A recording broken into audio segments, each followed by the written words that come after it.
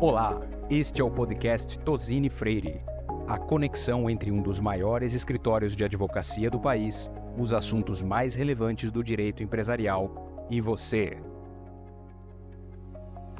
Olá a todos, hoje nós vamos dar continuidade às gravações do nosso podcast do Tozini Freire, focado no novo PAC, esse programa lançado pelo governo federal no ano passado, que tem tanta repercussão e que tem tantas vertentes diferentes, né?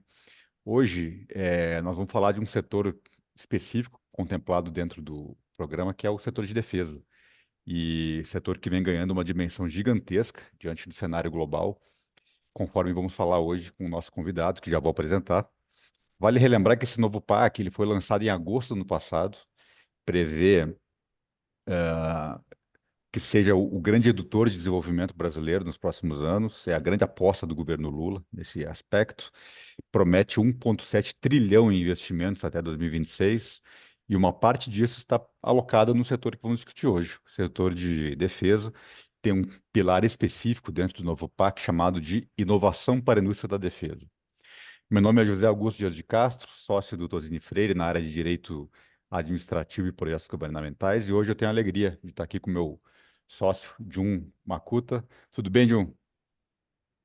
Tudo bem, José Augusto? Prazer enorme participar do podcast para tratar desse assunto tão instigante e com um convidado tão especial. Legal, vamos apresentá-lo então. Hoje a gente tem a presença aqui ilustre do general Zé Eduardo Leal de Oliveira, que já vou tomar a liberdade aqui de chamar de General Leal ou simplesmente Leal, né? General, que é um profissional de altíssimo gabarito, com um longo tempo de serviço ao povo brasileiro, aí 37 anos de carreira no Exército Brasileiro. Atualmente atua como analista sênior na Arco Advice, na área de defesa. Eduardo, prazer tê-lo conosco aqui. Olá a todos. José Augusto, Jun, é um prazer enorme estar aqui, uma honra muito grande poder conversar com todos vocês um pouquinho sobre defesa, né? Defesa nacional, segurança nacional e essa vertente do nosso PAC. À disposição e espero contribuir. Obrigado. Legal, general. Vamos começar então. Hoje a gente quer conversar de defesa. Claro, a gente está num podcast sobre o novo PAC, mas não precisamos nos restringir a isso. A gente pode falar um pouco mais de defesa de forma genérica, e inclusive essa é a nossa ideia. Mas vamos começar pelo PAC, General Leal. Em primeiro lugar, eu gostaria de perguntar como é que você enxergou, o que incluiu especificamente na área de defesa o novo PAC? Como é que foi construída essa... você, como uma pessoa bastante atuante aqui em Brasília, como é que você enxerga o que foi incluído no novo PAC em termos de abrangência e prioridades para o setor de defesa? Podemos ficar satisfeitos com o que foi feito? É importante essa sua pergunta, até para que todos entendam um pouquinho desse setor que é tão importante para o país. Mas me permitam, inicialmente, fazer uma rápida navegação sobre o que é a conjuntura atual, né? O que a gente vê hoje numa fotografia olhando o mundo de fora, né? A gente começa vendo duas guerras regionais que estão na mídia 24 horas por dia, 7 dias por semana, né? Rússia, Ucrânia e seus parceiros aliados, mais recentemente Israel e Hamas, também com seus aliados, com seus parceiros. Como se não bastassem essas duas guerras regionais, né? Lá no Extremo Oriente, a gente não pode esquecer a tensão latente entre China e Taiwan. Aí a gente vem aqui para o continente africano, né? Entramos na África com conflitos, guerras pontuais de norte a sul e de leste a oeste. Muitos de nós aqui no Brasil, na América do Sul, na América Latina, ficam com a ideia de que não, aqui é tudo pacífico, aqui nós somos todos amigos. E isso tem um risco muito grande, porque entre países, entre nações, não há amizade, há interesses, né? Nós fechamos o ano de 2023 com um atrito Venezuela-Guiana. né, 70%, 75% do território da Guiana sendo contestado pela Venezuela, uma área riquíssima em petróleo, minerais, etc., etc. América do Sul, aqui em cima, um pouco ao norte. Se seus amigos, amigas me permitem, vamos botar nesse pacote também o crime organizado. A gente vê no Equador, né, a tensão recente, narcotráfico, a busca de rotas pelo Pacífico. E se a gente rebate isso para o Oceano Atlântico, nós estamos falando da nossa região norte, da nossa região amazônica, enorme, desconhecida por muitos brasileiros no atual século XXI e que vive uma verdadeira guerra contra o crime organizado. Então, a gente vê que nessa conjuntura atual, mundo afora, incluindo aqui o nosso quintal, os países vêm buscando um aumento significativo em seus investimentos na área de defesa. Eu li recentemente um dado que me chamou a atenção, e é recente. Guerra da Ucrânia.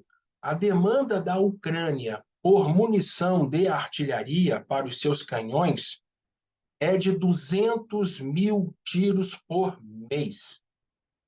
A própria Ucrânia, com os países aliados e com os Estados Unidos, não dão conta dessa produção. Então, a gente percebe que é isso que está rodando por aí, não é isso?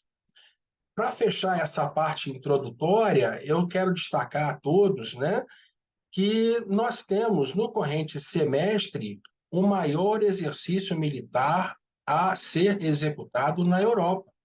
Estamos depois da Guerra Fria, né?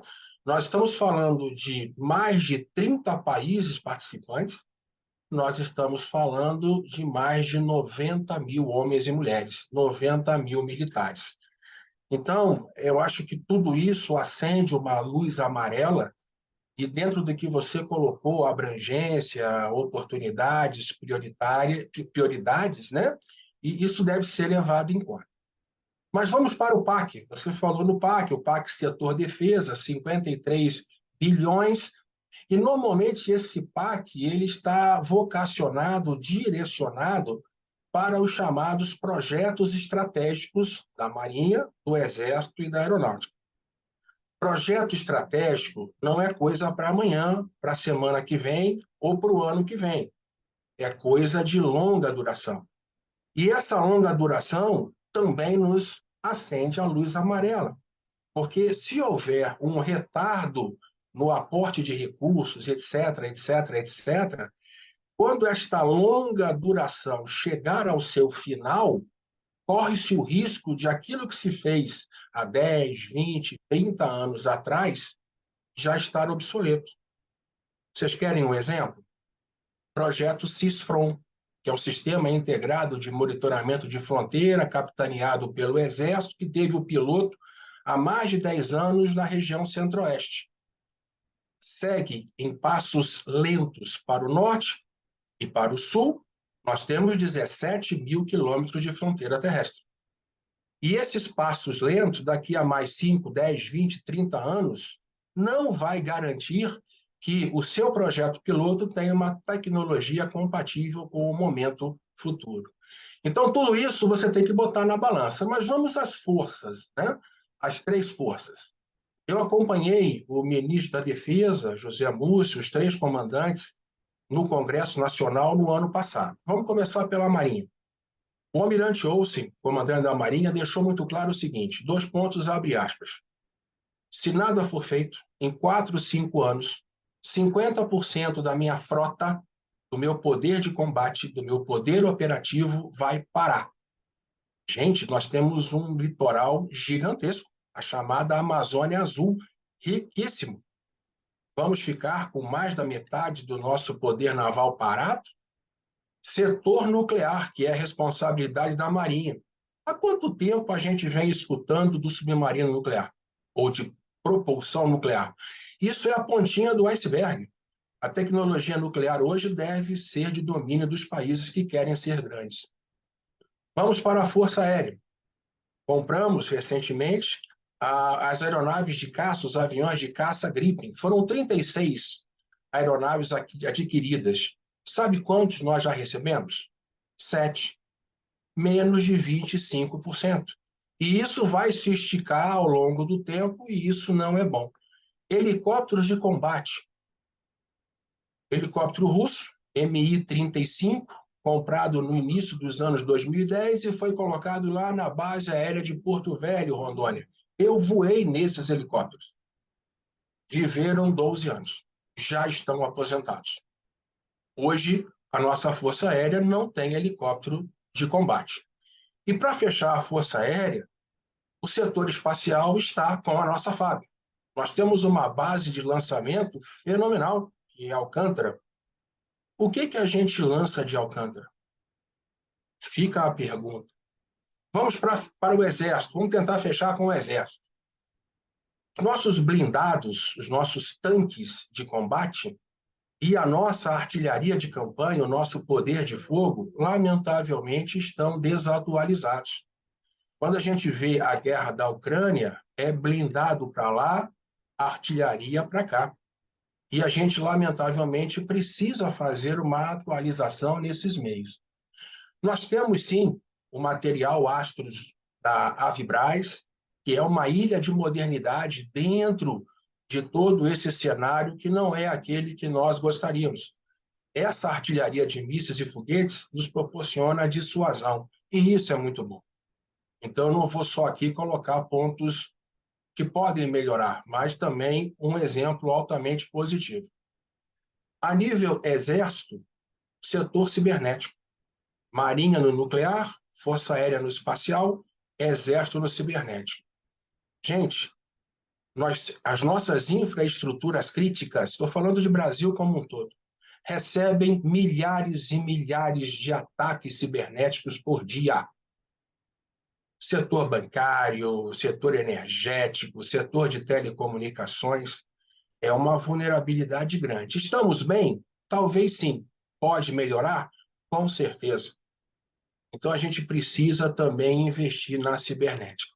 Bom, eu queria, com essa minha fala, né, mostrar um pouquinho do que está rolando por aí e onde a gente se enquadra, onde a gente se encaixa, como a gente está e de que forma o PAC Defesa pode contribuir. Era mais ou menos essas ideias iniciais aí que eu queria compartilhar com todos. Excelentes colocações, General Leal. Interessante ter essa visão global, né, do cenário, da situação em que nós nos encontramos, né? E só utilizando ali os temas que foram colocados, que foram muitos, né? Mas pegando um deles, que acho que é crucial aqui para um país como o Brasil, que ainda não tem pleno desenvolvimento e independência em relação à tecnologia de ponta, que é fundamental para ter um setor de defesa realmente robusto.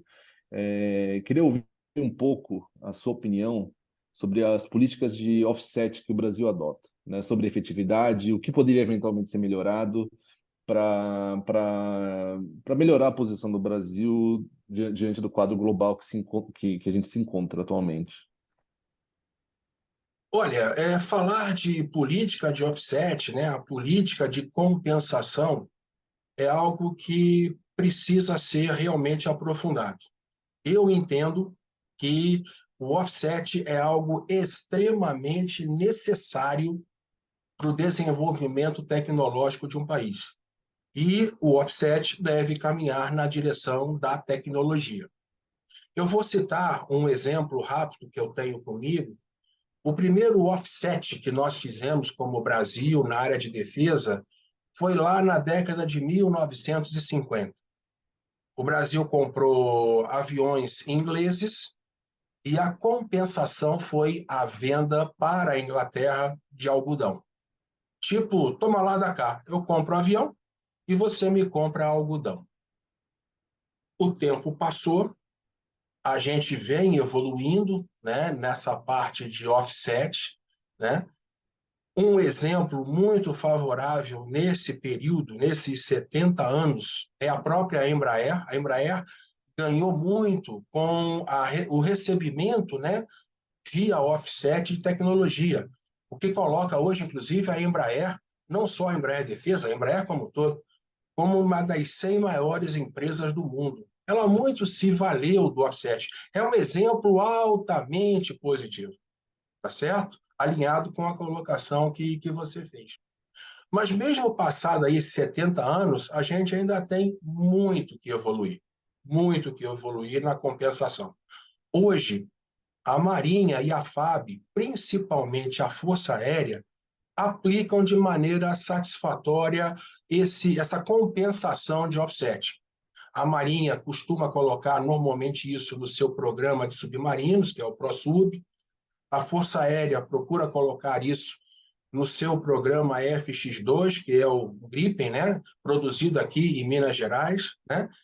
E isso é um exemplo favorável. Para que você tenha uma ideia, para que a gente todos tenhamos uma ideia, da nossa indústria de defesa, mais de 30 empresas se beneficiam deste offset, dessa transferência de tecnologia que vem do exterior. É um dado significativo que pode e deve aumentar. No tocante ao Exército Brasileiro, eu diria que ele está um passinho atrás, mas correndo atrás do prejuízo, para que também coloque, né, o setor terrestre dentro deste recebimento de tecnologia, dentro de uma política de offset e compensação. Eu vou encerrar com um exemplo.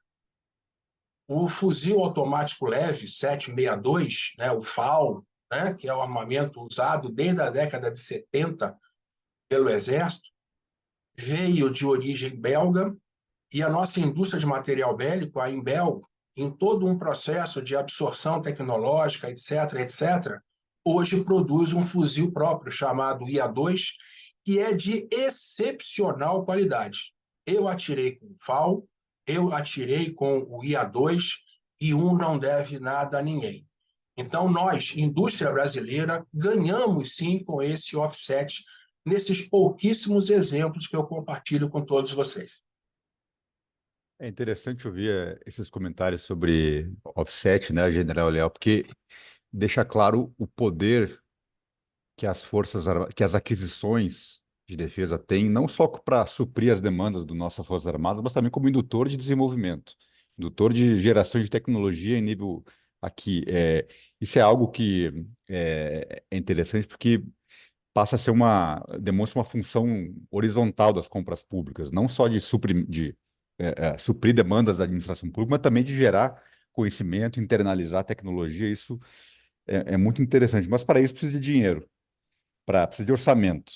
Você colocou uma série de deficiências lá na nossa primeira pergunta sobre os riscos que a gente está correndo de eventualmente ter a nossa frota sucateada, riscos trazidos pela falta de um orçamento adequado para o setor de defesa.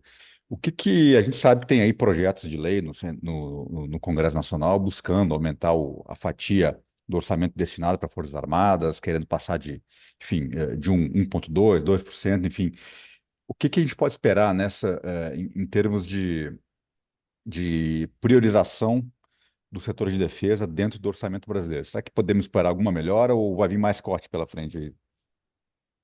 Olha, voltando então lá naquela primeira pergunta, quando eu fiz uma rápida navegação na conjuntura mundial atual, a gente percebe que o mundo como um todo ele tem aumentado o seu grau de investimento no setor defesa. Isso é fato. Qualquer pesquisa nos mostra isso. Para que nós todos tenhamos uma ideia, hoje dados mostram que do PIB mundial, do PIB global, 2,2% é o valor, o percentual médio destinado ao setor de defesa. Evidentemente que existem países que investem 3, 4, 5, 7% do seu PIB, mas eu vou ficar com o dado médio, 2,2%. O nosso país, o nosso Brasil, em termos de nosso PIB, hoje investe de 1 a 1,2%. Ou seja, hoje nós estamos falando em 2023, 2024, hoje nós investimos metade da média mundial. Isso é ruim. Isso não é bom. A gente observa, e eu repito, acompanhando participações do nosso ministro da Defesa, dos comandantes de força, junto ao Executivo, ao Legislativo, uma campanha muito forte para que se aumente esse percentual, chegando a 2%. Passar de 1,2 para 2 é o dobro. E estaremos na média do PIB mundial. Ok? Então, esse dado, esse valor numérico, ele é bem significativo, na minha opinião. Existe, sim, uma necessidade muito grande de convencimento. Convencimento da sociedade, da importância do setor defesa, de se investir, e como foi bem colocado, investir em defesa não é investir em arma e munição, é investir em tecnologia, emprego dual, ok? E do poder público, e aí eu me refiro ao executivo, ao legislativo, etc., etc. Vão existir contingenciamentos? Faz parte do jogo, mas não se pode abrir mão deste sonho de, hoje, 1,2%, chegar a 2% em 3, 4, 5 anos, num aumento gradual a cada ano. Passa para 1,4%, depois passa para 1,6%, e oxalá tenhamos em 2025, 2026, 2027, os 2%, que seria aí a média. Vamos a prioridades. Já que a gente tem pouco, a gente tem que priorizar. O que se vê como prioridade? Na Marinha, renovação da frota. Fragata. O navio chamado fragata, da classe fragata, é a infantaria dos mares, né? Nós temos produção lá em Itajaí, em Santa Catarina, empregos gerados, tecnologia absorvida, geração de renda, e nós temos o ProSub, né? Eu falei do ProSub anteriormente, ali em região de Rio de Janeiro, Itaguaí, são 4 submarinos convencionais, com 2 já entregues e 2 a serem entregues no futuro, que a gente fica sempre torcendo para não se esticar, e o nuclear, né? O submarino nuclear, e espera-se estar pronto em meado da década de 2030, se não houver corte de orçamento e se não houver, por ser o tema nuclear, se não houver algum embargo, algum tipo de dificuldade internacional. No tocante à FAB, como seria bom se nós pudéssemos, tendo orçamento, antecipar a chegada dos Gripens, dos aviões de caça Gripen? Como seria bom? E como seria bom, a nível de orçamento, dito pelo próprio comandante da Força Aérea, termos um incentivo no setor espacial. Vou compartilhar com todos vocês um dado que eu acho muito interessante. Quantos países hoje chegaram na Lua? Aqueles 3 tradicionais: Estados Unidos, Rússia, União Soviética e China. E agora, na virada de 23 para 24, 2 países entraram nesse seleto grupo. A Índia que está no BRICS, e agora o Japão. Então, nós temos 5 países que dominam essa tecnologia e nós ficamos ainda, me permitam usar a expressão, entre aspas, amassando barro. Ok? No tocante ao Exército, eu me alinho com aquelas ideias anteriores. A gente precisa investir em força blindada, em tanque. Sobre roda, blindado sobre roda, nós temos a Iveco em Minas Gerais, com a família Guarani, que vai bem, mas não pode haver atraso na entrega. E sobre Lagarta, para que os senhores e senhoras tenham uma ideia, os nossos blindados sobre Lagarta são de origem alemã, em sua primeira versão, que hoje já não se encontra mais peça de reposição no mercado. E o que tem está sendo carreado para a guerra na Ucrânia. Esses blindados sobre lagartas, sobre esteiras, ainda têm uma vida útil de 5 a 10 anos. E aí eu lanço a pergunta: vamos esperar 5, 10 anos para pensar em sua substituição? Tem que ter orçamento. Tem que ter orçamento. Falei sobre o apoio de fogo. A nossa artilharia hoje é de 105 milímetros de calibre, com alcance de 10 quilômetros, 12. precisamos passar para um calibre maior, 155 milímetros, que atire a 20 e 30, que é o que se vê na Ucrânia, que é o que se vê em Israel. Isso requer o orçamento, não é nada de graça. E eu abro aqui, para encerrar, uma colocação. Os nossos recursos humanos são excepcionais. Nós temos centros tecnológicos, centros de formação de recurso humano, como o Instituto Militar de Engenharia do Exército, o Instituto Tecnológico da Aeronáutica, o ITA, convênio maravilhoso entre a nossa Marinha e a USP. Muitos dos nossos recursos humanos, dos nossos jovens engenheiros técnicos, são puxados por empresas estrangeiras porque não vê projeção de futuro no país, porque esbarra, entre outros aspectos, na questão orçamentária. Oxalá que se aumente esse percentual de 1,2 para 2 em doses homeopáticas, mas que se chegue lá com a ciência e o incentivo da sociedade e do poder público. Não, obrigado, General Leal, pelos comentários excelentes. Mas eu queria mudar um pouquinho aqui o foco, mas não mudando tanto assim, para fazer uma provocação, né? A base industrial de defesa, ela já foi responsável aí por colocar o Brasil entre os maiores exportadores de equipamento de defesa do mundo. Infelizmente, esse posicionamento do país ele mudou drasticamente ao longo das últimas décadas, diria, né? O que falta para que o Brasil reconquiste a posição de destaque que possui no passado?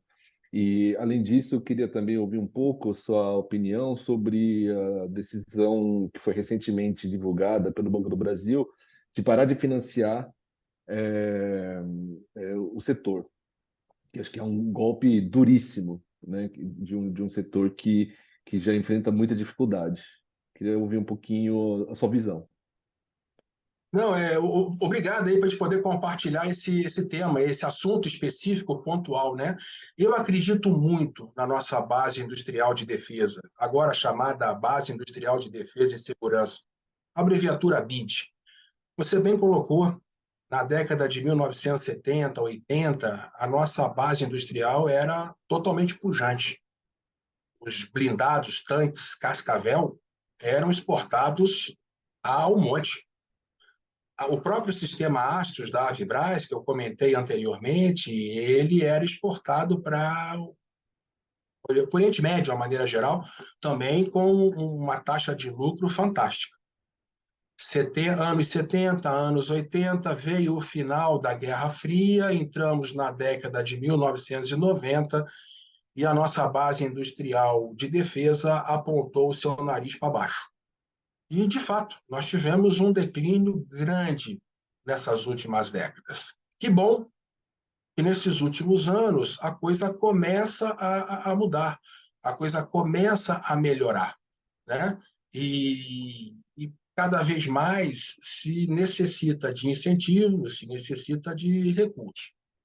Eu vou compartilhar alguns dados sobre a base industrial de defesa que também são ditos com frequência pelo nosso Ministério da Defesa. Nós temos aproximadamente 290, 300 empresas estatais e privadas que integram a base industrial de defesa, todas elas com altíssimo valor agregado, altíssimo valor tecnológico.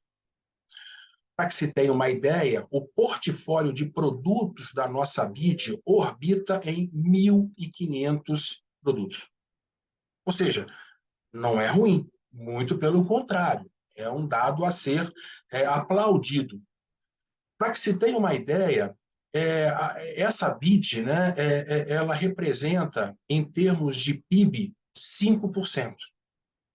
Ora, espera aí, se a BID contribui com 5% no PIB brasileiro, naquela primeira ou anterior resposta, por que o investimento é só de 1,2%? Eu acho que proporcionalmente dá para a gente tentar equilibrar. Sem contar, meus amigos, minhas amigas, que a BID gera emprego.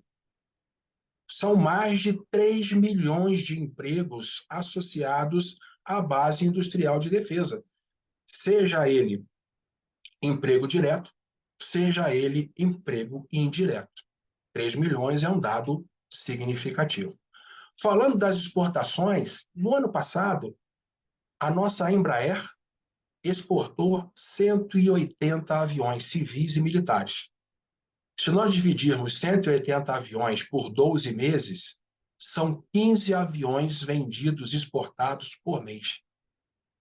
Então, a gente vê que exemplos positivos a serem copiados existem, há como fazer, se tem a capacidade de fazer, vamos incentivar e vamos aportar recursos. Ainda no tocante à exportação, o Brasil é hoje o maior exportador da América do Sul e o maior exportador para a América do Sul de material de defesa. Isso é significativo no nosso entorno regional. E só no ano passado foram aproximadamente 6 bilhões de reais exportados, um aumento de aproximadamente 60%, 65% em relação a 2022. Opa, que bom! O nariz da BID começou a apontar para cima. Estou falando das exportações. Mas aí vem os percalços, e um desses percalços é essa possibilidade de não mais apoio do Banco do Brasil nas exportações e nas garantias. Estou contra, opinião particular, própria, do pouco que conheço, e vamos ter que partir para soluções alternativas. Eu acompanhei o nosso ministro da Defesa, José Amúcio, está se empenhando em achar soluções, mas eu não vou dizer um balde, mas uma gota de água fria nessas exportações, nesse crescimento, nessa retomada da BID, esse posicionamento do Banco do Brasil contrário a financiar e garantir exportações. Gente, uma base industrial de defesa forte garante a nossa soberania. Uma base industrial de defesa forte gera emprego. Uma base industrial de defesa forte gera renda, pagamento de impostos, bem para a sociedade. Não há por que não investir. E base industrial de defesa não é só armamento e munição. São produtos 1000 com tecnologia dual que você pode usar tanto no meio militar quanto no meio civil, engrandecendo a nossa sociedade e o nosso país. Bom, depois dessa aula aqui do General Leal sobre o setor de defesa brasileiro, infelizmente vou ter que encerrar, já poderia ficar horas conversando sobre isso aqui. Quem sabe a gente marca um outro episódio aqui, né, para a gente conversar um pouquinho mais, ver como é que a coisa evolui a partir da nossa conversa, atualizar essas questões orçamentárias, a evolução do novo PAC. Mas eu queria finalizar agradecendo imensamente pela sua contribuição aqui com o nosso podcast do novo PAC e convidá-lo aqui em sua próxima estada em São Paulo, visitar-nos por aqui para a gente bater um papo e renovar essa conversa aqui, tá bom? Obrigado. Eu agradeço, em meu nome, em nome da ARPA Advice, estamos sempre à disposição e tudo aquilo que a gente puder fazer para o melhor do nosso país, nós estamos disponíveis. Muito obrigado a todos. Joe, meu caro, obrigado, prazer contar contigo nesse podcast também, mais uma vez. Obrigado, eu que agradeço. Obrigado, Zé Augusto. Obrigado, General Leal. E obrigado aos ouvintes. E até a próxima.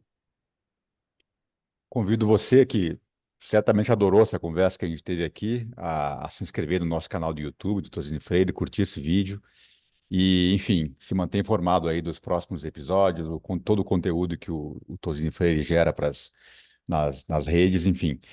Fique conosco e até um próximo episódio. Um abraço.